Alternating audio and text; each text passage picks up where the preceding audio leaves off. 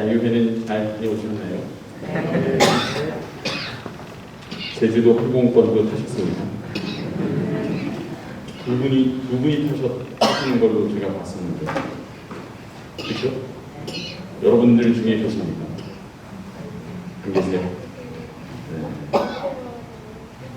저희 성당은 다음 주에 열차 성지순례 떠나는데, 네. 배론 성지로 350분 정도 모시고 다녀올 예정입니다. 지난주가 많이 날씨가 갑자기 뜨거웠었어요. 지난주에, 그죠? 그래서 제가 이렇게 지난주에 교중교사 끝나고 마당에 나왔더니 너무 뜨거워서 문득 광장동 성당 생각이 났습니다. 이 뜨거운 날 어떻게 체육대회를 잘 하고 계실까 그러면서 몇 번 이렇게 왔다 갔다 하고 그러니까 이렇게 또 마음으로 친근함이 생겨서 걱정을 좀 하면서 한 주를 지냈습니다. 오늘 견진교리의 마지막 날입니다.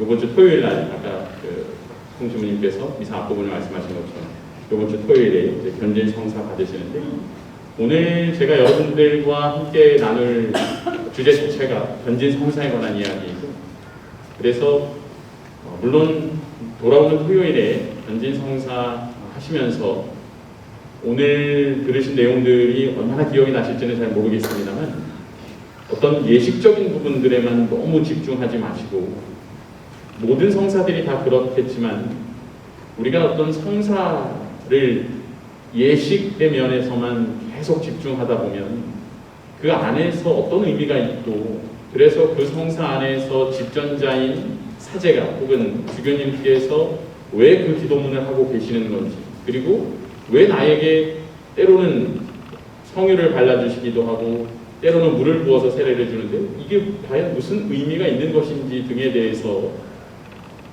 조금 더 고민해보고 그래서 그 안에서 그런 것들에 대한 의미를 발견하는 것이 성사의 본질을 훨씬 더 잘 쫓아가는 것이지 자칫 그 성사에 참여하실 때 너무 그 외형적인 것들만 기억하시다 보면 나중에 그 성사가 다 지나간 다음에 마음속에 남는 것들이 많이 없는 것 같습니다. 세례성사 여러분들 다 받으셨겠지만 세례성사 받으실 때에 뭐가 제일 기억에 남냐고 물어보면 뭐가 제일 기억에 많이 남으세요? 물을 부어줬다라는 거. 물을 이렇게 부어줬다라는 거. 마스카라가 번졌네, 뭐 안경에 물이 튀었네, 뭐 견진성사도 지나가고 나면 대체적으로 그 많은 신자분들께 여쭤보면 물론 이 자리에도 견진성사님이 받으신 분들도 함께 계시는 걸로 알고 있습니다. 견진성사가 지나간 다음에 뭐가 기억에 남으십니까? 라고 하면 대체적으로 많은 분들이 주교님을 만났다라는 거, 주교님과 사진 찍었다라는 거.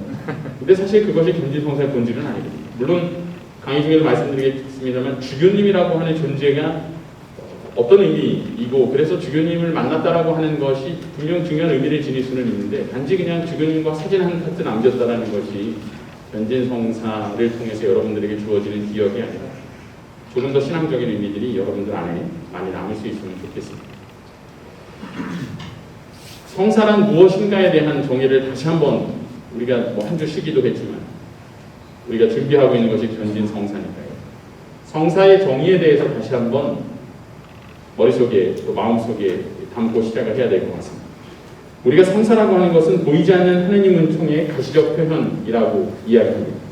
우리가 눈으로 보이지 않는 그 하느님께서 우리에게 사랑을 베풀어 주신다는 것 그리고 우리에게 필요한 도움을 주신다는 것 그것들을 우리가 직접적으로 체험할 수 있도록 우리를 초대하고 또 이끌어주는 것이 성사의 장입니다. 그래서 성사가 보이지 않는 하느님 은총의 가시적인 표현이다 라고 하는 것을 다시 한번 새기면서 이야기를 끌어가도록 하겠습니다. 우리가 준비하는 것이 견진성사입니다. 그죠? 견진성사를 우리나라 말로 견진성사 이렇게 하잖아요. 견진을 저렇게 씁니다. 한국말로 저렇게 쓰고 한자어로 저렇게 씁니다. 견진. 사실 뭐 다른 성사들을 이렇게 보면 대체적으로 이렇게 그 성사의 이름만으로도 대체적으로 어떤 성사인지 이해가 되긴 하는데 견진이라고 하는 말 자체가 사실 좀 저렇게만 보고 있으면 좀 낯설게 느껴지기도 합니다. 견진, 왜 우리나라는 이 성사를 견진이라고 하는 말로 해석했을까? 원래 원어는 견진이라고 당연히 하지 않겠죠. 라틴어로 되어 있을 테니까요. 왜 우리나라는 이걸 견진이라고 풀이했을까를 한번 생각해 보려고 합니다. 저기서 말하는 견이라고 하는 말은 견고하게 하다, 견고할 견자죠. 그죠? 견고하게 하다라고 할 때의 견이라고 했을 때는 우리가 견진성사의 의미와 연결시키기가 어렵지 않습니다. 왜냐하면 신앙을 견고하게 해주는 성사겠구나 라고 생각할 수가 있겠죠. 그런데 그 뒤에 따라오는 진이라고 하는 한자어가 좀 흥미롭습니다. 견고하게 하다라고 하는 의미로만 견진성사를 표현하려고 했다면 우리는 굳이 견진성사가 아니라 견고성사라고 이름을 붙여도 될 뻔했죠. 그냥 견고하게 해주는구나, 신앙을 굳건하게 해주는구나 라고 할 것 같으면. 그러나 진이라고 하는 표현, 저 진자는 떨칠 진자라고 하죠. 근데 저 진자는 진동, 그러니까 떨리다, 흔들다 이런 의미가 같이 포함이 되어 있습니다. 견고하게 하는 의미는 얼추 이해가 되겠는데 과연 떨치다, 떨다, 진동하다 이러한 의미의 한자어를 굳이 이 성사의 이름에 쓰는 이유는 과연 무엇일까를 생각해 보게 됩니다. 라틴어로는 confirmatio라고 하는데요. 우리가 그 펌펌, 그죠? 영어로는 펌펌 한다 그러죠. 뭔가를 확증하다 라고 하는, 확실하게 하다 이런 의미의 confirmatio가 원래는 라틴어의 원문입니다. 견진성사를 표현하는. 그런데 우리 이것을 견진이라고 하면서 견고하게 하다라는 말과 더불어서 떨리다, 떨치다 이 의미도 같이 포함하고 있습니다. 첫 번째로 생각해 볼 수 있는 것은 쇄신입니다. 이 쇄신은 뭐냐 하면 그저 내가 가지고 있는 것들을 굳건하게 하는 그것으로 끝나는 것이 아니라 내가 지금 알고 있는 것 혹은 내가 지금 살아가고 있는 이 삶을 한번 흔들어 보는 기회도 되는 겁니다. 흔들어 본다라고 하는 것은 불안하게 한다는 의미에서 흔들어 보는 것이 아니라 내가 지금 정말로 잘 살아가고 있느냐, 내가 그리고 지금 알고 있는 것을 정말 잘 알고 있는 것이냐, 스스로를 성찰해보고 스스로를 깨우는 겁니다. 흔들어서 깨우는 겁니다. 우리가 견진성사를 통해서 스스로 자신의 신앙을 굳건하게 하려면 내가 지금 어디쯤 와 있고 내가 지금 무엇을 알고 있고 내가 알고 있는 것을 어떻게 살아가고 있는지를 스스로에게 물어봐야 하고 스스로에게서 그 답을 발견할 수 있어야 되는 것이죠. 견진성사라고 하는 것을 통해서 우리는 첫 번째 신앙의 견고함, 그리고 그 신앙의 견고함을 위해서는 먼저 스스로 쇄신될 필요성을 알아야 되는 것입니다. 어떻게 쇄신되어야 하느냐, 도대체 내가 쇄신됨에 있어서 과연 그 기준은 무엇이냐, 내가 해야 될 것이 무엇이냐 라고 하는 것을 올바로 알려면 나에게 주어진 그리스도인으로서의 몫이 무엇이냐, 내가 신앙인으로서 나에게 주어진 몫이 무엇이냐, 우리는 그것을 사명이라고 이야기합니다. 나는 과연 잘 살아가고 있고 올바로 살아가고 있는가, 뭐뭐로서, 신앙인으로서, 그리스도인으로서 잘 살아가고 있는가.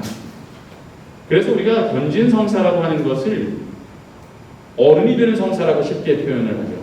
세례성사 이후에 받게 되는 견진성사를 통해서 우리는 신앙의 어른이 된다라고 이야기하는데, 세례성사가 무엇인가 부족하고 세례성사는 그저 유아스러운 성사다라고 표현하려는 것이 아니라 견진성사를 통해서 우리는 세례성사 때에 우리에게 주어졌던 그 하느님의 뜻, 하느님의 성령께서 정말로 내 안에서 잘 움직이고 계시는가, 성령께서 내 안에서 잘 움직이실 수 있도록 내가 얼마나 잘 그 터전을 잘 마련해 드리고 있는가를 점검할 수 있도록 해주는 것이 바로 견진 성사의 의미가 될 겁니다.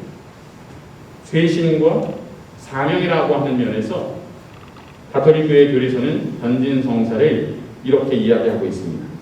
견진 성사로 신자들은 더욱 완전히 교회에 결합되며 성령의 특별한 힘을 받아 그리스도의 참된 증인으로서 말과 행동으로 신앙을 전파하고 옹호하여야 할 더 무거운 의무를 진다.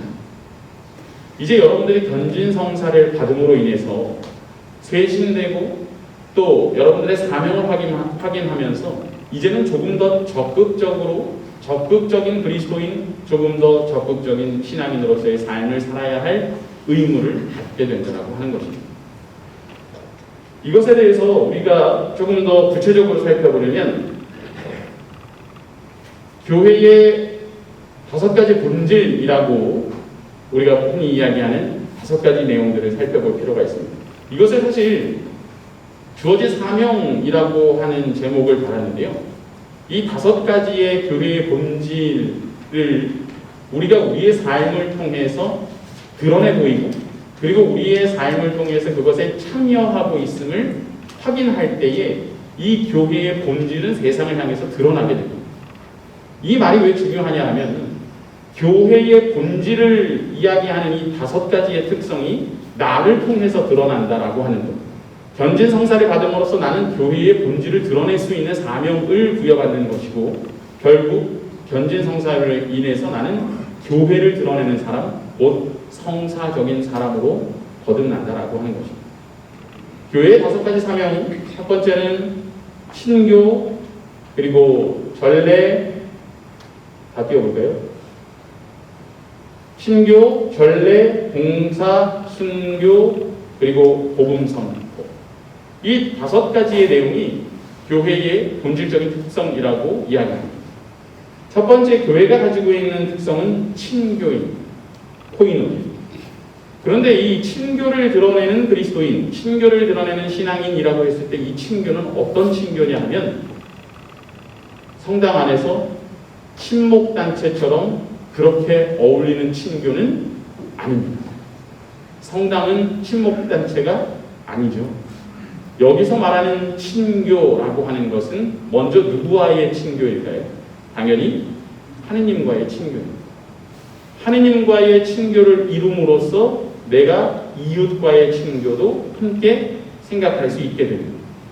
내가 너희를 사랑한 것처럼 너희도 서로 사랑하여라 라고 하신 중요한 사명을 남겨주신 예수님의 말씀을 우리는 이 친교라고 하는 것을 통해서 한 번 더 생각해 보게 됩니다. 하느님과 친교를 이루는 사람들이 다른 사람들과 또한 친교를 이루면서 살아가는 공동체, 그것이 바로 교회 공동체입니다. 우리가 견진 성사를 통해서 살아내야 할 목 가운데 하나가 바로 그 친교입니다. 하나님과 더 친해져야 하고 이웃들과 더 친해져야 합니다. 사랑으로, 그리고 용서로, 자비로 하나님께서 가르쳐주신, 그리고 복음에서 가르쳐주고 있는 그런 가치들을 통해서 우리가 하나님과 이웃과의 친교를 이루어 가야 한다는 것입니다. 그런데 그 친교가 이루어지는 장을 우리는 어디에서 가시적으로 발견하게 되느냐? 바로 전례입니다. 여러분들 이렇게 지금 우리가 사실 미사 중이잖아요. 그죠? 여러분들 미사 중에 평화의 인사 나누시죠? 이제 신부님이 평화의 인사를 나누십시오. 그리고 여러분들은 서로 어떻게 평화의 인사를 나누세요? 평화를 빕니다. 몇 사람하고 나누세요? 4사람? 앞, 뒤, 양옆. 4사람. 조금 더 쓰면 6사람. 그죠? 저도 이제 본당에서 미사할 때 평화 인사를 나누십시오 라고 하면 목사들하고 평화 인사 나누고 이제 뭐 해설하시는 분하고 평화 인사 나누고 기다립니다. 하느님의 어린 양 할 때까지 이제 기다리는데, 기다리는 이유는 신자들에게 평화의 인사를 하는 시간을 드리는 거예요. 그래서 이렇게 보고 있습니다. 신자들 어떻게들 평화의 인사를 나누시는지 여러 가지 모습이 있습니다. 서로 안 쳐다보는 스타일. 인사를 하는데 내 옆에 있는 것이 사람의 형상을 한 어떤 물체에 있는 것은 알겠으나 그러나 서로 쳐다보지 않는 모습. 그냥 이렇게 수줍은 새색시 스타일의 평화 인사가 있고, 그리고 어떤 평화 인사가 있냐면 혼자 하는 평화의 인사. 그게 뭐냐면 상대방이 나를 쳐다보지도 않는데 상대방은 이미 그 옆 사람하고 평화 인사를 하고 있어서 나에게 보여주는 것은 뒤통수인데 상대방의 뒤통수에게 평화를 빌어주는 것이다.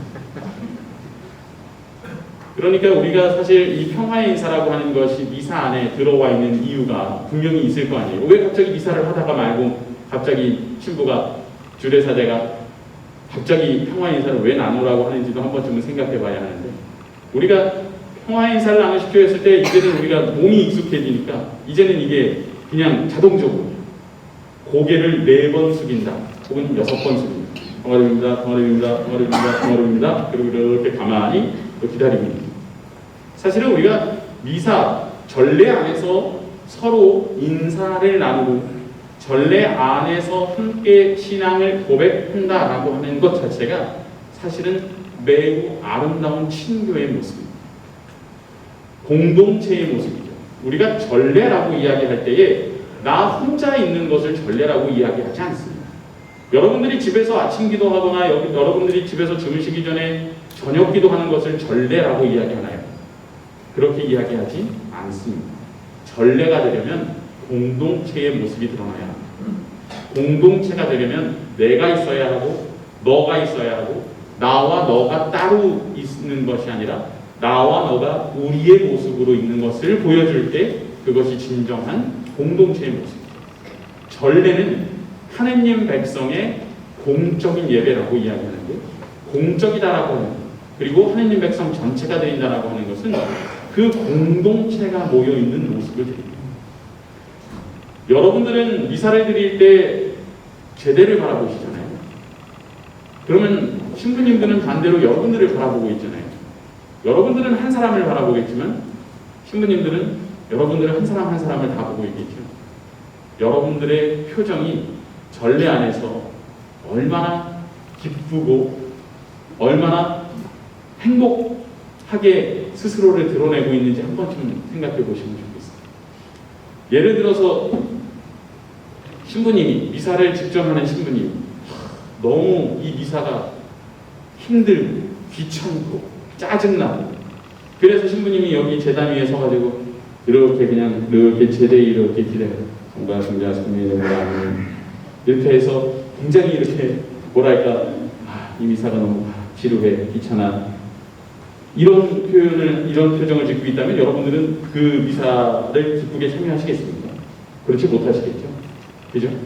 그러면 여기에 서서 여러분들을 바라보는 신부님들은 어떨까요? 여러분들의 모습 안에서, 공동체의 모습 안에서, 우리의 모습 안에서 여러분들 한 분 한 분의 표정을 보면서 이 미사가 저분에게 어떤 의미로 다가가고 있을까? 이 미사가 저분에게 지금 어떠한 도움이 되고 있을까? 신부님들은 여러분들의 표정 하나하나를 보면서 많은 생각들을 할 수밖에 없습니다. 과연 여러분들은 전례 안에서 어떤 친교를 이루고 그 친교 안에서 얼마나 행복한 삶을 살아가고 있는지도 한 번쯤 생각해 보시면 좋겠습니다. 이제 하느님 백성의 친교와 그리고 그 친교를 드러내는 전례, 이제 우리가 하나의 공동체를 이루고 있다고 하는 것을 깨달았다면 그 공동체 안에서 내가 있고 너가 있고 우리가 있음에 있어서 이 공동체를 위한 나의 몫을 생각해 봐야 돼요. 이 공동체를 위한 나의 몫을 생각하고 너를 위한 나의 몫, 우리를 위한 나의 몫을 생각함으로써 나를 내어줄 수 있는 것, 그것이 바로 봉사의 삶이 되겠죠. 광장동 성당이 이렇게 유지될 때에는 분명히 누군가의 봉사가 필요하겠죠. 단순히 몇몇 직원들로만 혹은 신부님과 수녀님들의 노력으로만 공동체가 지속될 수는 없습니다. 이 공동체를 아끼는 마음은 공동체에 속한 모든 사람들이 다 가지고 있어야 되는 거예요. 우리가 성당 마당에 이렇게 들어오는데 성당 주차장 앞에 작은 휴지 하나가 떨어져 있다면 누가 그 휴지를 주워야 될 사람일까요? 여러분들이 미사를 오시는데 휴지가 떨어져 있다, 쓰레기가 떨어져 있다. 그럼 누가 주워야 되죠? 어떻게 생각하세요? 뭘 관장님은 왜 청소도 안 하는 거야? 이렇게 생각하십니까? 신부님은 왜 저거 쓰레기도 안 주신 거야? 이렇게 생각하십니까? 아니겠죠? 보이면 여러분들이 주실 수 있어야겠죠. 지금 이 말씀드리는 것들이 서로의 연관성들을 다 가지고 있는 것이기도 합니다. 봉사라고 하는 것도 마찬가지인데 우리가 신앙 공동체 안에서 전례에 참여한다라고 했을 때 그리고 친교를 이룬다라고 했을 때 나를 내어놓으면서 이 모든 것들이 이루어질 때에 진정으로 아름다운 공동체의 모습이 이루어지는 것이지 내가 마치 친교를 쇼핑하러 오는 사람이나 전례를 쇼핑하러 오는 사람이 되어서는 안 되겠죠. 가령 광장동 성당은 이렇구나. 근데 예를 들어 광장동 성당 옆에 다른 성당들도 있겠죠. 포평동 성당도 가깝고. 그러다 보면 신자들이 이렇게 생각합니다. 저쪽 성당은 건물도 훨씬 더 새 거고 주차장도 더 넓고 신부님도 더 잘생겼고 물론 성령 신부님도 잘생기셨지만 신부님도 잘생겼고 신부님 저쪽 성당 신부님 방문도 더 잘하시고 그러면 나는 우리 성당보다는 저쪽으로 가야겠네. 그래서 저쪽 성당에 가서 나는 신앙생활을 해야겠네. 나의 만족을 위해서. 그렇게 쇼핑하러 다니는 사람이 아니지 않습니까? 우리는 성당을 쇼핑하러 다니는 사람이 아니잖아요.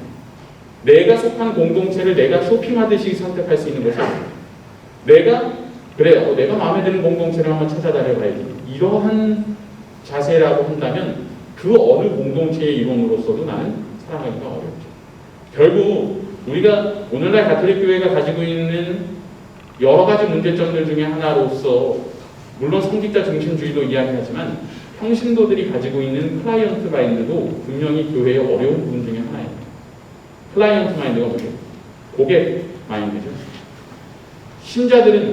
성직자들은 교회 안에서 성직자 중심주의 마치 고위 관료처럼 신자들을 이렇게 대하는 것이 한국교회의 문제점으로 지적된 것도 사실이지만 또 한편으로 지적되고 있는 것 중에 하나가 신자분들이 교회 안에 와서 스스로 고객의 자리에 머물려고 하는 거예요.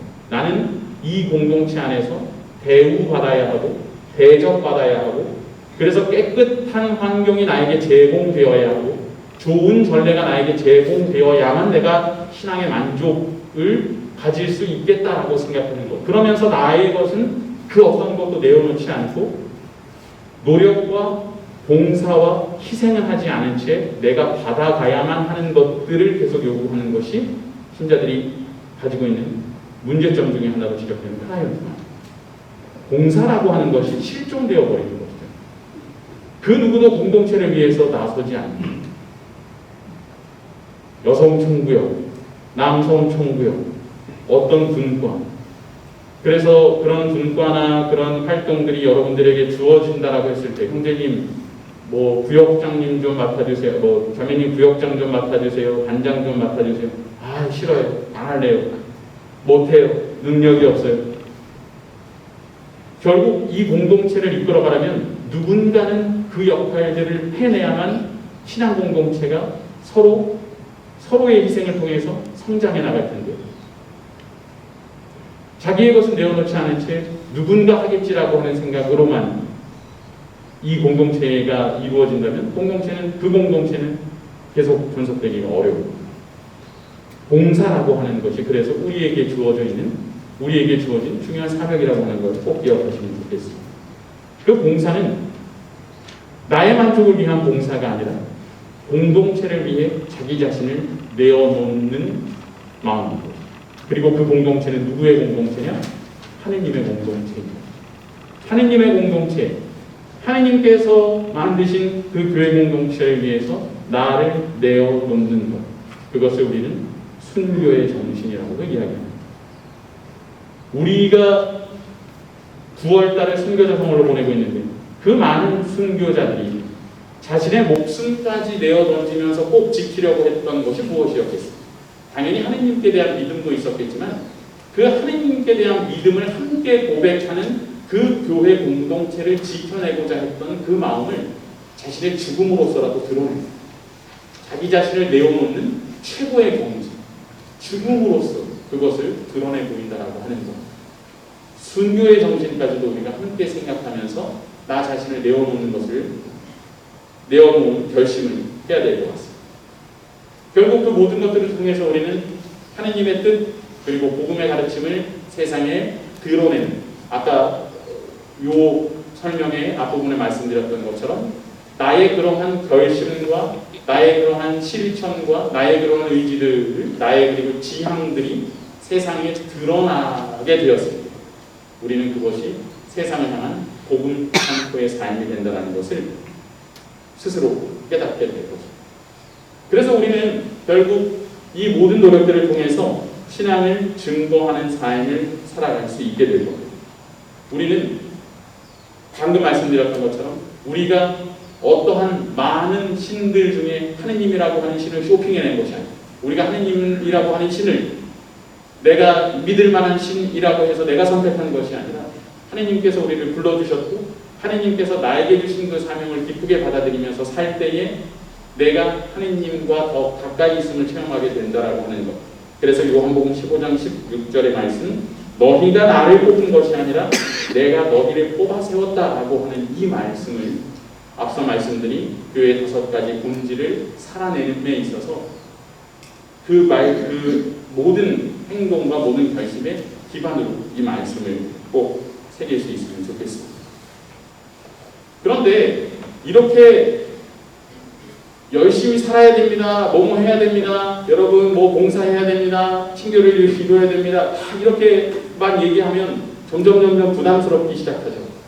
아니 내가 견진을 이거 꼭 받아야 되나? 견진을 받으면 속된 말로 코가 끼는 것 같은데 이거 아직은 좀 준비가 덜 된 것 같은데 라고 생각하실 수도 있을 것 같은데, 중요한 것은 우리가 그렇게 자신을 내어놓던 아니면 공동체를 위해서 헌신하고 희생하던 그 모든 것들이, 그 모든 행동과 그 모든 결심들이 나의 능력으로만 하라고 한다면, 여러분들에게 주어져 있는 것으로만 그것을 해내야 된다라고 이야기한다면 그것은 당연히 불가능한 일이 될 수밖에 없습니다. 왜냐하면 가지고 있는 능력은 저마다 다를 수밖에 없기 때문이죠. 그래서 자기의 것으로 하는 것이 아니라 하느님으로부터 받은 것을 가지고 우리가 할 수 있다라고 합니다. 그래서 견진성사를 통해서 우리가 그것을 할 수 있다. 여러분은 이제 그렇게 행동할 수 있고 그렇게 결심할 수 있고 여러분들의 지향을 드러내는 삶을 살아갈 수 있습니다 라고 가르쳐주는 것, 그것이 여러분들의 힘으로 하는 것이 아니라 바로 하느님께서 주신 능력으로 하는 것입니다 라고 하는 것을 드러내는, 체험하고 느낄 수 있도록 해주는 행동이 있는데 바로 그것이 도유와 안수입니다. 물론 여러분들 견진성사 예절 연습할 때 다 하시겠지만 주교님께서 견진성사를 할 때 견진성사를 받는 사람들에게 도유, 기름을 이마에 크리스마스 성유를 발라주시고 그리고 안수해 주시는 것, 그게 어떤 의미냐 하면 방금 말씀드린 것처럼 당신의 능력으로 하는 것이 아니라 누구의 능력? 바로 하느님의 능력, 성령의 능력으로 당신은 할 수 있습니다 라고 하는 것을 알려줍니다.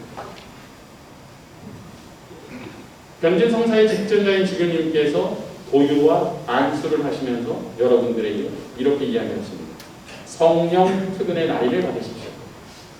이것은 뭐냐 하면 여러분들에게 성령의 은총이 함께한다라고 하는 것, 이제는 내가 사는 것이 아니라 그리스도께서 내 안에 산다라고 하는 것, 그래서 성령의 은총이 나와 함께 머물게 될 것이라고 하는 중요한 표식을 여러분들에게 남겨주는 것입니다. 도유와 안수입니다. 이 도유는 성사 전례 안에서 보면 축성성유라고 하는 것을 우리가 쓰게 되거든요. 견진성사를 할 때 축성성유가 크리스마스 성유라고 하는데요, 크리스마스 성유가 아니라 크리스마스 성유라고 하는데, 축성성유를 쓰는 성사가 7가지 성사 중에 3개의 성사만 이 축성성유를 사용합니다. 첫 번째는 세례성사 때 사용하고요. 두 번째는 견진성사 때 사용하고요. 마지막은 성품성사 때 사용하고요. 세례성사 때 여러분들 축성성유를 어디에 발라드렸냐면 어디에 발라드렸을까요? 이마에 발라드렸습니다. 하느님의 자녀가 되었다라고 하는 것을 의미하는 십자표를 여러분들 이마에 크리스마스 성유를 발라드리면서 다들 이렇게 다 십자표를 이렇게 다 새겨드립니다. 견진성사 때도 이마에 십자표를 그어줍니다.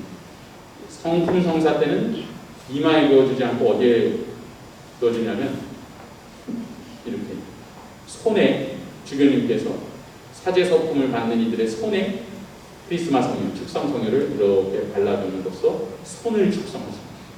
사제들의 손은 어떤 손이냐? 그리스도의 몸과 피를 이루는 손이기 때문에 손을 축성합니다. 이 세 가지 성사의 특징이 뭐냐면 이 세 가지 성사는 신분의 변화를 드러내는 성사. 신분의 변화. 근데 여기서 말하는 신분이라고 하는 것은 뭐 신분이 높다, 낮다 이런 의미에서 신분이 아니라 정체성의 변화라고 이야기할 수도 있겠죠. 신분의 변화를 상징하는 것이 이 세 가지 성사. 크리스마스 성유를 이마에 발라드린 크리스마스 성유가 사용되는 성사들은 자신의 정체성이 한 번씩 바뀌는 성사라고 이해하시면 훨씬 더 받아들이기가 쉬울 겁니다. 세례 성사는 뭐죠? 하느님을 모르는 사람에서 하느님을 아는 사람으로 바뀌는 그 정체성이 세례 성사 때 이루어지는 거죠. 견진 성사는 지금 계속 말씀드리고 있는 것처럼 그리스도 안에서 공동체 안에서 훨씬 더 적극적으로 자기의 몫을 해내는 사람으로서 자신의 정체성이 바뀌어야 한다라고 하는 것. 그래서 정체성의 변화가 견진성사 안에서도 이루어집니다. 성품성사에서의 정체성의 변화는 직무사제직, 사제직을 입는다라고 하는 것에서 정체성의 변화가 생기는 것이죠. 주교님께서 성령 특근의 날인을 받으십시오라고 하면서 여러분들에게 보유하고 안수하는 것은 그 정체성의 변화가, 그 사명의 부여가 여러분들의 능력으로 하는 것이 아니라 성령의 능력으로 하게 된다라고 하는 것을 상기시켜줍니다. 사제들도 마찬가지겠죠. 사제들이 성품성사 때 손에 축성성유가 발라지는 것도 전하성 신부님이나 주임 신부님이 자기의 힘으로 빵과 포도주를 예수님의 몸과 피로 변화시키는 거겠습니까? 아니겠죠. 당연히 성령의 힘으로 하는 것이죠. 그 성령의 힘을 전달하는 도구가 손이 됩니다. 여러분들도 마찬가지로 이제 성령 특은의 날임을 받은 사람으로서 공동체 안에서 세상 안에서 교회를 드러내고 복음을 드러내는 사람으로 성사적인 존재로 거듭나게 됩니다. 이 모든 것들을 이루시는 집정하는 분이 상징적으로 말하고 행동하는 그 역할을 맡은 분들은 주교님. 한편으로는 그런 생각이 들죠. 다른 성사들은 다 신부님들이 할 수 있는데 왜 견진 성사는 꼭 주교님이 와야 할까? 왜 꼭 주교님이 와야 할까요? 주교님들도 일을 좀 하셔야 되니까 그런 거 아니겠어요? 주교님들이 너무 일을 안 하시면 안 됩니다. 주교님들도 좀 일 좀 하시라고. 원래는 견진 성사가 원래 우리나라는 성인들 세례, 그러니까 어른들의 세례를 신부님들이 하시잖아요. 그죠? 그런데 보통 어른들의 세례는 주교님들이 하십니다. 외국의 경우에. 아이들의 세례, 유아 세례는 보통 신부님들이 하시는데 어른들의 세례는 보통 주교님들이 하세요. 우리나라는 다른 성사들은 신부님들이 하시지만 견진 성사를 주교님이 하시는데 첫 번째로 주교님이 집전하시는 신학적인 의미는 아까 말씀드렸던 것처럼 우리가 교회 공동체의 일원으로서 살아간다라고 했을 때에 그 교회와 나를 이어준다라고 하는 것을 상징적으로 드러내주는 존재가 주교님이어서 그렇습니다. 왜냐하면 예수님께서 이제 부활하시고 승천하시고 그래서 이제 예수님께서는 더 이상 우리와 함께 머물지는 않으시지만 가시적으로 그 예수님께서 베드로 사도에게 열쇠를 주시면서 그 사명을 전달하시잖아요. 베드로 사도에게. 그래서 우리가 베드로 사도를 1대 교황이라고 이야기하죠. 주교님들은 누구냐면 사도들의 후계자. 다시 말하면 예수님께서 뽑으신 그 사도들, 예수님으로부터 그 권한을 받은 그 사도들의 후계자들이 바로 주교님들이신 거예요. 그럼 신부님들은 뭘까요? 주교님들의 후계자인가요? 아니죠. 저희는 주교님의 협력자입니다. 저희는 사도들의 후계자가 아니라 사도들의 후계자인 주교님들의 협력자가 사제들입니다. 그래서 주교님들께서 변진성사를 집정하시는 것, 그래서 주교님께서 그 변진성사에 당신의 존재를 드러내는 것은 사도들의 후계자인 그 주교님이 여러분들에게 사명을 준다라고 하는 것. 그러니까 그 주교님께서 여러분들에게 기름을 발라주시고 여러분들에게 어떠한 사명을 준다라고 하는 것은 단순히 그 주교님으로부터 오는 것이 아니라 그 근원을 쭉 따라가서 보면 누구로부터 오는 것이죠? 예수 그리스도로부터 온다라는 것. 주교님의 입을 통해서 말씀하시고 주교님의 손을 통해서 이루어지는 일이지만 그 모든 것들이 예수 그리스도로부터 비롯되어 온다라고 하는 것이 여러분들에게 매우 가시적으로 보여주는 것. 그래서 주교님의 존재 자체가 사실은 매우 성사적인 존재가 되는 것입니다. 사목적인 의미도 있는데요. 이 사목적인 의미는 어떤 거냐면 주교님들이 당신에게 맡겨진 하느님의 백성이 어디에 있고 어떤 모습이고 이러한 것들을 주교님들이 직접 와서 살펴야 한다라고 하는 것을 교회가 주교님들의 사명으로 준 겁니다. 그래서 교회가 변진성사는 주교들이 직접 해라 라고 못 박은 것이죠.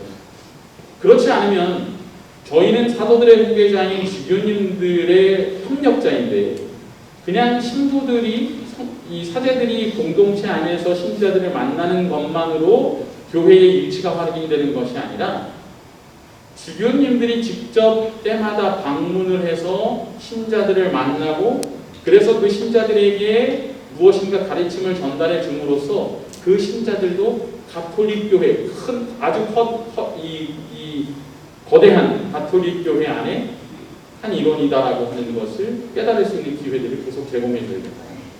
그래서 주교님들이 때마다 상옥 방문도 오시는 거고 매년 변진성사도 하러 오시면서 신자들을 만나는 겁니다. 그러니까 변진성사 끝나고 주교님하고 꼭 사진을 찍으세요. 주교님하고 꼭 사진을 찍고 그 사진이 그냥 높은 사람하고 사진 찍은 내가 아니라 그렇게 뭐 교황님도 그렇게 원하시지 않지만 그래서 교종이라고 당신을 표현하지만 주교님이 높은 사람이어서 사진을 찍으라는 것이 아니라 여러분들이 몸담고 있는 가톨릭 교회를 자랑스럽게 생각하시길 바라면서 주교님들하고 사진 찍으시면 좋겠습니다. 어떤 주교님이 오십니까? 청주님. 영수정 추기경. 영수정 추기경님이 오십니까? 그렇다면 더더욱 사진을 찍으십니다. 주교님들이 보여주는 그런 어떤 상징성들을 여러분들이 항상 이렇게 느낄 수 없다면 그런 변진성사의 기회들을 통해서 오래 간직할 수 있도록 사진도 잘 찍으시고 오래 기억하실 수 있으면 좋겠습니다. 주교님께서 여러분들에게 기름을 발라주시고 성령을 불어 넣어주시는데 그 성령은 어떠한 성령이신지 우리는 이미 잘 알고 있기도 합니다. 성령 칠은이라고 하는 것을 통해서 잘 알고 있습니다. 성령 방림 대축일에 우리가 성령 칠은 카드, 여기도 말씀 광장동 성당도 이렇게 성령 카드 뽑으시나요? 네. 어떻게 뽑으세요? 그냥 이렇게 밖에 있으면 이렇게 뽑나요? 뽑기 전에 어떻게 하세요? 이렇게 자 보자 어디 보자 오늘은 올해는 무슨 말씀 올해는 뭐가 뽑힐래나 이렇게 제가 분당에서 저희 분당도 당연히 이 성령 그 은사를 이렇게 카드로 만들어서 드리는데 제가 꼭 그거 하기 전에 말씀드려요.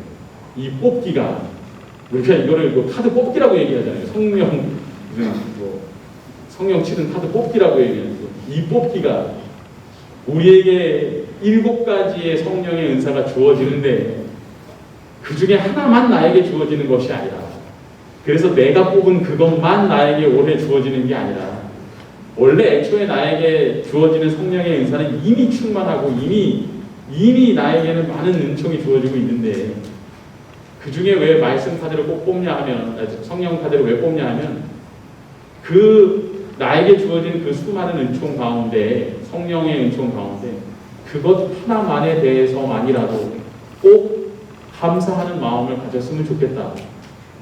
이 성령의 은총이 나에게 주어져 있음이 내가 얼마나 감사한지를 좀 깨닫고 그것을 표현하는 삶을 사셨으면 좋겠다. 그래서 하나를 뽑아가시라라고 이야기하지. 그 중에 하나 이렇게 뽑고, 그래서 어떤 분들은 이렇게 오세요. 저한테 카드 딱 뽑아요. 신부님, 올해도 슬기를 뽑았어요. 나 좀 바꿔주세요. 왜 저는 왜 맨날 슬기만 뽑아요? 작년에도 슬기 뽑았는데 이러면서 신부님 이거 좀 바꿔주세요. 그러면 제가 꼭 그 말씀을 한 번 더 드립니다. 성령의 7가지 은사는 우리에게 이미 다 충분히 주어져 있습니다. 짧게 보면서 넘어가겠습니다. 성령의 7가지 은사는 첫 번째는 슬기. 슬기는 짧게 설명드리면 하나님의 뜻을 깨닫고 그 뜻에 따라 살아갈 수 있는 은총인 것입니다. 그리고 통달은 하나님의 진리가 참된 것이다 라고 하는 것을 알게 해주고 성경에 나타나 있는 예수님의 가르침을 잘 알아듣고 이해할 수 있도록 도와주는 은총입니다. 의견은 어떠한 것이 옳은 것이고 어떠한 것이 그른 것인지를 구별할 수 있게 해주는 은총입니다. 지식은 교리와 성경의 뜻을 잘 들을 수 있도록 우리를 도와주는 은총이고, 그 교리의 내용이 우리의 삶과 어떻게 연관될 수 있는지도 우리에게 알려주는 은총입니다. 용기는 유혹과 끊임없이 싸우고 있는 우리를 지켜주는 은총입니다. 유혹에 맞서서 우리가 늘 죄 지을 기회에 놓이게 되고, 그래서 그 죄 지을 기회에 죄를 선택하느냐 또 하느님을 선택하느냐의 기로에 서게 되는데, 그때에 하느님의 뜻을 선택할 수 있도록 우리를 격려해 줍니다. 효경은 하느님을 아버지로 고백하는 것인데요, 하느님을 아버지로 고백한다라고 하는 것은 내가 하느님의 자녀로서 살아가는 사람이다라고 하는 자신의 정체성 또한 스스로 확인할 수 있게 해주는 은총입니다. 마지막으로 경외, 두려워한다라고 하는 것은 단순히 하느님께 대한 어떤 공포를 이야기하는 것이 아니라요, 내가 하느님의 마음을 아프게 하면 어떡하나라고 하는 그 두려움, 내가 사랑하는 사람의 마음을 아프게 하면 어떡하나라고 하는 그 마음이 바로 두려움의 은총에서 비롯됩니다. 여러분들에게 전진성사를 통해서 주어지는 은총이 딱 7개만입니다 라고 이야기하지는 않습니다. 우리가 이 성령 7은을 이야기하는 것은 우리가 삶의 여러 순간들에서 이 7가지 성령의 은총을 기억하고 있으면 보다 더 내가 하느님의 보호하심 아래에 있다라고 하는 것을 알 수 있게 되기 때문에 이 7가지를 이야기하는 것이지, 하느님의 은총이 딱 7가지만입니다 라고 이야기할 수는 없겠죠. 그리고 당연히 물론 이 7이라고 하는 숫자 자체가 성서적인 의미에서 충만함 혹은 완전함을 의미하는 것이기 때문에 또 7가지라고 이야기하는 것도 있습니다. 7성사 그리고 7가지 은혜 이렇게 이야기하는 것처럼 그만큼 하느님께서 우리에게 베풀어 주시는 은총은 이미 충만하고 완전합니다.